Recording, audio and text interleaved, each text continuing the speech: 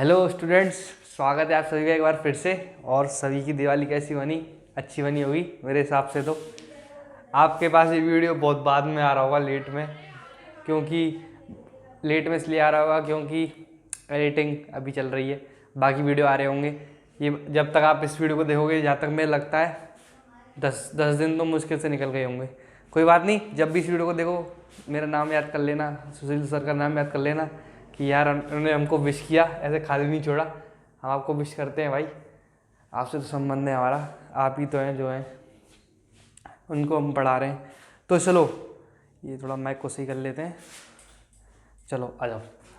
तो कहाँ चल रहे थे हम? एटम्स एंड मॉलिक्यूल्स पर। जहाँ तक मैंने आपको बता दिया था, सारे रूल्स बता दिए थे कि एक आपको अगर कंपाउंड फॉर्म करना है या मॉलिक्यूल फॉर्म करना है, मतलब कोई भी एलिमेंट को कैसे जोड़ते हैं, उसके कंपोनेंट्स को लिखते कैसे हैं, CaCl NaCl, उसकी पूरी प्रॉपर प्लानिंग स्ट्रक्चर रूल सब बता दिए थे मैंने आपको। ठीक है, अब उसके आगे हम बात कर रहे हैं आपका सबसे मेन टॉपिक जो है, जो आपको ये बताऊं, अगर आप अभी 9th में इसको पहली बार पढ़ रहे हो, कोई बात नहीं, अच्छी बात है, क्योंकि नई चीज़ सीखनी चाहिए। पर मैं बताऊं, ये आपका खून चूसेगा जब आप 11th में आ जाओगे। मतलब ऐसे तो नहीं चूसेगा खून, मतलब अगर आप जेई की तैयारी करोगे, मेनली जो बच्चे देख रहे हैं 9th में, जेई की तैयारी करोगे, नीट की तैयारी करोगे, सबसे पहला चैप्टर यही टपकता है तैयारी में, मोल कॉन्सेप्ट। और इसको करीब 1 महीने तक बिल्कुल डीपली अच्छे से समझाया जाता है। तो इसलिए मेरे को तो ये चैप्टर बहुत पसंद है, क्योंकि ये पहला चैप्टर था और हमने इसको बहुत बढ़िया से तैयार करा था। इसका कोई भी क्वेश्चन हो हम कर सकते हैं, तो बताते हैं इसको और अच्छे से आया आपको। बिल्कुल वैसे ही बताऊंगा जैसे मुझे बताया गया है, अच्छे तरीके से। देखो, मॉलिक्यूलर मास क्या होता है, पहले तो डेफिनेशन लिख लो अपने हिसाब से कि अरे यार ये क्या रहा है, the sum of the all atom present in the molecule of the substance can be any type से मतलब क्या है इसका? टाइप से मतलब है मॉलिक्यूल और आपका कंपाउंड और एलिमेंट। ठीक है, कुछ भी हो सकता है, कोई सा भी मिक्सर हो सकता है। ठीक है, चलो तो पहले तो इस डेफिनेशन को लिख लीजिए आप, हैं। इसके बाद मैं इसको आपको समझाता हूँ, मेरे हिसाब से लिख ली होगी आपने। ठीक है, अब आते हैं समझाते हैं इसको क्या हो रहा है। मॉलिक्यूलर मास क्या होता है? आपने मॉलिक्यूल के बारे में तो पढ़ा ही होगा। तो मॉलिक्यूलर मास क्या है? सीधी सी बात है कि हम मॉलिक्यूल का वेट निकाल लें। अब हम मॉलिक्यूल का वेट निकालते हैं, तो चलिए एक कोई मॉलिक्यूल ले लेते हैं, जैसे कि HNO3 ले लिया मैंने एग्जाम्पल के लिए। ठीक है, अब इससे मुझे पूछा जा रहा है कि एक मेरे को HNO3 का मॉलिक्यूल दिया गया है, इसका मास क्या होगा? तो इसका मास क्या होगा, पहले तो डेफिनेशन पे गौर करते हैं क्या बोल रहा है। The sum of all atom present in the molecule of the substance, यानी HNO3 के कितने एटम्स प्रेजेंट है, जितनी भी एटम्स प्रेजेंट है उसके सिंगली। और इसमें एटम्स का मतलब पता है क्या है? एटम्स का मतलब है different atoms of all different. ये आप अपनी मर्जी से लिख सकते हो, वरना इसको लिखने की जरूरत नहीं पड़ेगी, चाहे तो लिख लो, कोई बात नहीं। डिफरेंट एटम्स हैं ऑल, चलो ऑल में डिफरेंट और सेम तो सब आ गया ना, तो रहने दो, ये बस समझाने के लिए लिखा था मैंने। तो ऑल, तो इसी के साथ HNO3 का अब कैसे निकालते हैं, तो देखो एनर्जी वापस आते हैं। H का क्या मास होता है? 1, तो यहाँ लिखते हैं 1। पहले इसको तोड़ लो, HN और O कितने? 3, तो 3O है, 30 नहीं है, समझ लेना, O लिख देता हूँ। ठीक है, तो H कितना है? 1 हो गया। N का वेट कितना होता है? 14। ठीक है, 3O का मतलब क्या है? 3 इंटू आपका 16 है, तो ये कितना हो गया? 1 + 14 प्लस आपका 48, टोटल कितना हो गया? 15 + 4 8 = 3 13 + 1 5 63 U। समझ गए होगे आप? समझ गए क्या? नहीं समझे? अरे भाई मैं बताता हूँ ना, क्यों दिक्कत ले रहे हो। तो इसमें क्या होता है? H का वेट क्या होता है? 1 होता है। N का वेट होता है हमारा 14, और वहीं O का वेट होता है हमारा 16। ये इनके मॉलिक्यूलर मतलब इनके एटॉमिक मास है U, और इसको भी हम कैसे यूनिट करते हैं? U से। आपको क्या करना है, कोई भी कंपाउंड दिया गया है उसको तोड़ो, उसके एक एक कंपोनेंट के आपको याद होने चाहिए एटॉमिक मास कितना होता है और उनका सम कर दो, उससे क्या होगा आपका मॉलिक्यूलर मास मिल जाएगा। अब वही बात आते हैं, अब मॉलिक्यूलर मास से हम आते हैं फॉर्मूला मास पर। फॉर्मूला मास क्या है? सेम डेफिनेशन है, सेम डेफिनेशन, सेम डेफिनेशन है इसकी, सेम डेफिनेशन है, बस चेंज क्या है, बट चेंज इज सब्सटेंस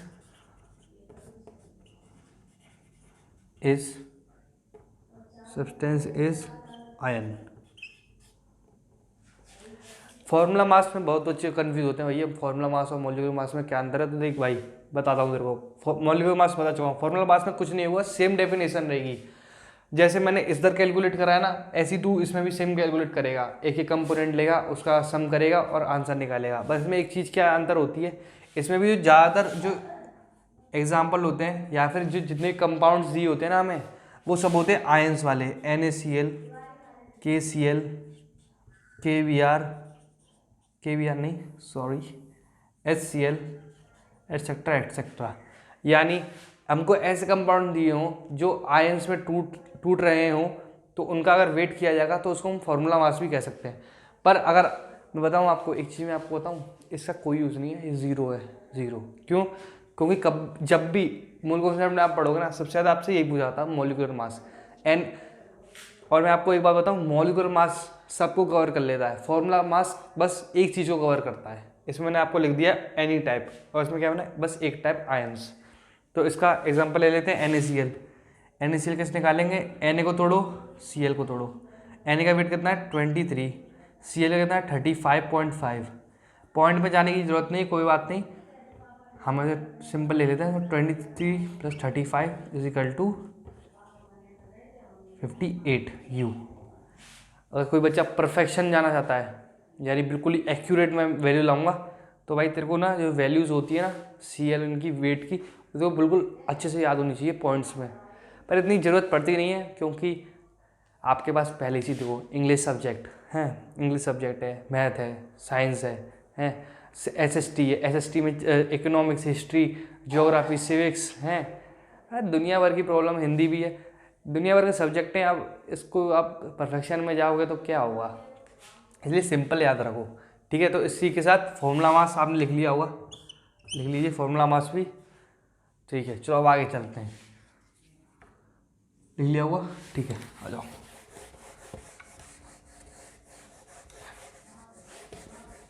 अब देखो, मैं अब अगली बात जो बोलने वाला हूँ ना, उसको कान खोल के सुनना, यानी ये चीज़ बस याद होनी चाहिए। भले ही आपको इस चैप्टर में बहुत कम चीज़ें आती हों, आपको ये नहीं बनाना आता, वो नहीं बनाना आता, कोई बात नहीं, पर ये ज़रूर आना चाहिए, क्योंकि पेपर में इसका बहुत वेटेज है। तो आइए बात करते हैं मूल कॉन्सेप्ट के बारे में, यानी मूल के बारे में। मूल, अब कोई पूछ रहा है मूल होता क्या है, मैं बताऊँगा, तुम दिक्कत ले रहे हो, मूल क्या होता है। अगर मैं आपको साइंटिफिक टर्म से या साइंस से बताऊँ ना, तो एक मोल हमारे लिए बस एक कांस्टेंट है, जिसकी वैल्यू क्या होती है, एक कांस्टेंट है, एक कांस्टेंट है, और एक और चीज़ है कांस्टेंट, यानी इसकी एक फिक्स्ड वैल्यू है, या फिर हमें एक बताएं, ये एक स्टैंडर्ड है, स्टैंडर्ड ऑफ मेजरमेंट। कैसे, आइए बताता हूँ। अपनी कॉपी ले लेते हैं और आपको इसके बारे में थोड़ा बताते हैं। चलो, अब मैं आपको देता हूँ H2 + O2 = H2O। ये मैंने आपको एक एग्जांपल दिया है। अब देखो, मैं आपसे बोलता हूँ कि एक H2 जब कंबाइन होता है हाफ O2 से, तो क्या फॉर्म करता है H2O। अब किसी बच्चे से मैं पूछता हूँ, देख भाई मैंने H2O दे रखा है, तो तू मुझको डिफाइन कर कि ये बना कैसे है। तो कोई बच्चा होता है क्या बोलेगा, भैया मैंने एक H का एटम लिया H2 का, और एक हाफ O2 का लिया, दोनों को कंबाइन किया तो एक मिल गया। मुझसे कोई ये बोलेगा, भैया मैंने 2U वेट का H लिया और हाफ × 16 कितना हो गया 8 U वेट का O लिया, तब जाके मेरा एक H2O बना है।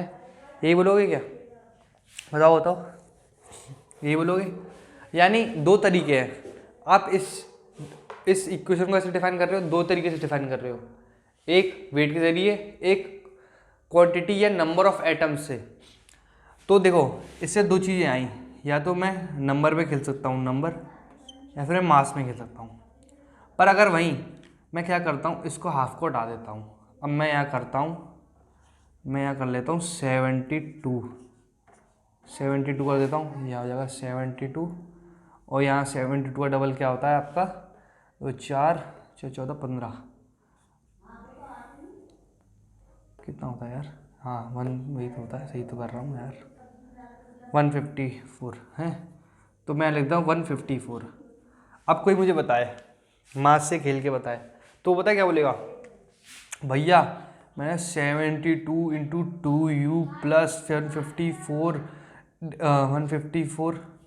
मैंने डबल ले लिया, सॉरी ब्रो, गलती कर दी मैं थोड़ी। 72 हाफ 36, तो मैंने 36, मैंने 16U, इसको मेरे को 72 मिला जाके H2O। यानी अगर तू नंबर से खेलेगा ना, तो ये क्या हो रहा है, बहुत ज़्यादा कॉम्प्लेक्स होता जा रहा है, समझ रहा है ना खेल, मतलब यहाँ कॉम्प्लेक्स होती जा रही है अगर मास से आ रहे हो। तो एक तरीके से मैं कह सकता हूँ, अगर तू मास से किसी भी इक्वेशन को डिफाइन करने का, तो वो एक अच्छा जरिया नहीं है, तो मास हो गए कट। अब आते हैं नंबर यानी नंबर ऑफ एटम बोल सकते हैं, हाँ नंबर ऑफ एटम बोल देते हैं, नंबर ऑफ एटम। अब नंबर ऑफ एटम में भी यही सेम चीज़ करते हैं कि 72 मैंने ये लिया, 36 ये लिया, 72 लिया, ठीक है लिख सकता, कोई बात नहीं। पर अगर मैं इसे मिलियंस में कर देता हूँ, मिलियन बिलियन है, तो क्या तू कैसे करेगा? इसका मतलब नंबर भी नंबर की भी एक लिमिट है, यानी नंबर ऑफ एटम्स की भी एक लिमिट है। तो इसके लिए क्या किया, इसके लिए एक स्टैंडर्ड मेजरमेंट बनाया गया, इसको मिला देते हैं इससे सीधी। तो इसके लिए एक स्टैंडर्ड मेजरमेंट बनाया गया, जिसको हमने क्या नाम दिया, मोल। और जो वो मोल था वो क्या था, एक कांस्टेंट नंबर था, जिसकी वैल्यू क्या थी, इसको आर्वोगाड्रो नंबर से भी डिनोट किया जाता है, आर्वोगाड्रो नंबर, जिसकी वैल्यू होती है 6.022 इंटू 10⁻23। अब देखो ये जो नंबर है ना, इसका मतलब पता है क्या होता है, ये आप, अगर मैं आपसे बोलता हूँ 1 मोल, जैसे 1 मोल होता है, जैसे आप केले लेने जाओ, आप बोलो 1 दर्जन बोलते ना, तो 1 दर्जन मतलब 6, ये फिक्स्ड हो गया। तो मैं बोलता हूँ 1 मोल, तो वो हो गया 6.022 इंटू 10⁻23 फिक्स्ड हो गया। अब आगे क्या होता है, अगर मैं 1 दर्जन की बात कर रहा हूँ, तो जनरली लोग क्या सोचते हैं, केला नहीं, 1 दर्जन कुछ भी हो सकता है, 1 दर्जन सब्जी भी हो सकती है, 1 दर्जन केले भी हो सकते हैं, 1 दर्जन कुछ भी हो सकता है। तो ऐसी क्या है ना, अगर आप स्टैंडर्ड ऑफ मेजरमेंट फिक्स कर रहे हो, तो ये क्या हो सकता है, एनी पार्टिकल हो सकता, एनी एटम्स हो सकता है, एटम हो सकता है, मॉलिक्यूल हो सकता है, कुछ भी हो सकता है। एक और बार समझा देता हूँ, समझ नहीं आया हो तो, जैसे आप बाजार में गए, आपने बोला 1 दर्जन ये चीज़ निकाल दो, तो क्या होगा, वो 6 चीज़ आपको दे देगा उसकी, यानी 6 कॉन्स्टिट्यूएंट पार्टिकल्स या फिर 6 कॉन्स्टिट्यूएंट चीज़ें दे देगा। ऐसे ही मैं बोलता हूँ ना, 1 मोल, तो उसका नंबर पता क्या है, ये हो गया नंबर। अब वो मोल जो है ना, वो आप कुछ भी बोल सकते हो। अगर मैं बोलूँ 1 मोल एटम, यानी 6.02 इंटू 10⁻23 एटम, मैं बोलता हूँ 1 मोल मॉलिक्यूल, तो उसका नंबर हो गया 6.0 इंटू 10⁻23 मॉलिक्यूल। ठीक है, समझ गए होगे। अब देखो ये तो हो गया, मैंने आपको मोल समझा दिया यहाँ तक, अब अच्छे से समझ आ गया होगा है। अब एक चीज़ होती है, अगर मैं बात करता हूँ ना कि 1 मोल स्टैंडर्डली क्या बोला जाता है, तो वो होता है atomic mass of the compound in gram. 1 mole, अगर मैं आपसे बोलूँ 1 मोल ऑक्सीजन, 1 मोल O2, तो पता है आपके दिमाग में आना चाहिए atomic mass of the compound, atomic mass of the compound, या फिर atomic mass of the constituent. उसका मतलब क्या हो जाएगा, एटॉमिक मास। तो कुछ बच्चे बोलेंगे भैया एटॉमिक मास की यूनिट तो U थी, आपने यहाँ G लिखा है, ऐसा क्यों? देख भाई मैं समझाता हूँ तेरे को। अगर मैं बात करता हूँ वन एटम O2 का वेट कितना होता है, तो तू बोलेगा 16 U है। अब मैंने इसको 1 मोल कर दिया, 1 मोल एटम O2, तू खुद सोच इसका वेट कितना हो जाएगा, N0 इंटू 6 इंटू U, यानी मिलियंस पे पहुंच गया। मिलियन या बिलियंस पे, मिलियन या बिलियंस पे पहुंच गया। तो इसका मतलब क्या होगा, वेट में इंक्रीज आया होगा। जब इतने सारे वेट में इंक्रीज आया होगा ना, तो वो ऑटोमेटिकली क्या हो गया होगा, ग्राम में कन्वर्ट हो गया होगा। जैसे तूने 100 किलो बोल रहा हूँ, 100 ग्राम 200 ग्राम ऐसी चीज़ें ली और सारी चीज़ों को मिला दिया, तो क्या होता है, किलोग्राम बन जाता है।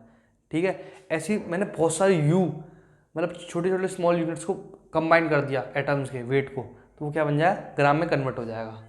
ठीक है, तो इसको लिखना चाहो तो लिख लो, अगर ऐसे भाषा याद होती है तो चाहे तो लिख लो, अच्छे से समझ आ जाएगा। वैसे कॉपी में ऐसे लिखना, मैं बताऊँ कैसे लिखना। देखो, मोल क्या होता है, स्टैंडर्ड ऑफ मेजरमेंट होता है, और एक कांस्टेंट नंबर होता है, कांस्टेंट नंबर है।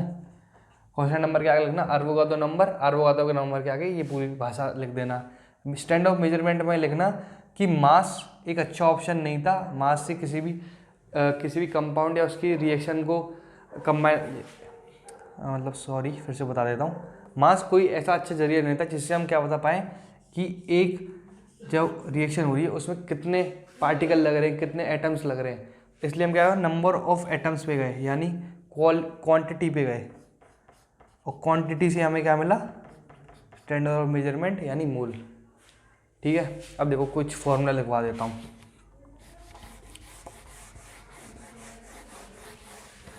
अब कुछ फॉर्मूले होते हैं, इनको दिल से याद करना। ठीक है, दिल से याद करना है इन फॉर्मूलों को, और इसकी प्रैक्टिस मैं करवा दूंगा आपको एक अलग से लेक्चर में। ठीक है, नंबर ऑफ मोल्स, इसके 2 फॉर्मूले होते हैं। ठीक है, एक क्या होता है, एक होता है given mass upon molar mass, और एक होता है नंबर ऑफ एटम्स या फिर number of particles divided by N0, यानी अरवोगादो नंबर। ये 2 फॉर्मूले पक्के तरीके से याद होने चाहिए। अगर ये 2 फॉर्मूले याद नहीं हुए ना, क्वेश्चन एक क्वेश्चन नहीं मिलेगा, एक क्वेश्चन मिल जाए आपसे। तो ये 2 फॉर्मूले जल्दी से याद कर लो। ठीक है, नंबर ऑफ पार्टिकल्स N0 यानी अरवोगादो नंबर, अरवोगादो नंबर, और यहाँ आ गया मोलर मास, मोलर मास यानी मॉलिक्यूलर मास, और ऊपर जाएगा गिवन मास।